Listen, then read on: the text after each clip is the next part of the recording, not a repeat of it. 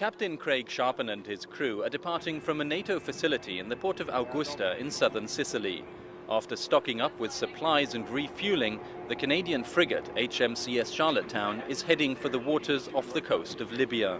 Its task is to rejoin the NATO operation Unified Protector, aimed at protecting the civilian population of Libya under UN Resolution 1973.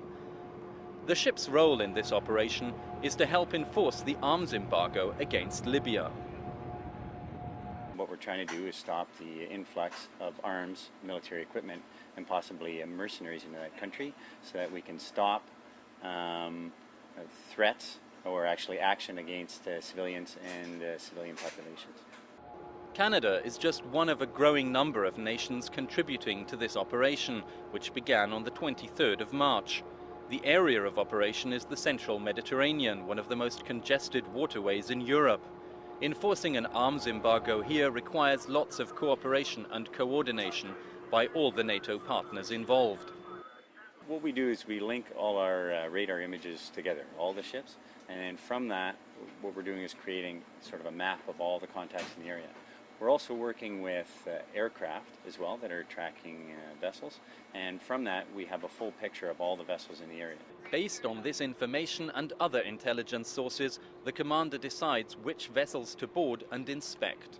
I have a boarding team on board, 20 highly trained professional people that I can send over, and they can take a look at the papers of the vessel, find out where it's been, verify where it's going, and can go in and inspect the cargo to make sure it's in compliance with the UN security resolutions. Just after leaving Sicily, the ship's alarm sounds and everybody rushes to put on their protective clothing and man their stations. Even the public information officer doesn't know if there's a real threat or not.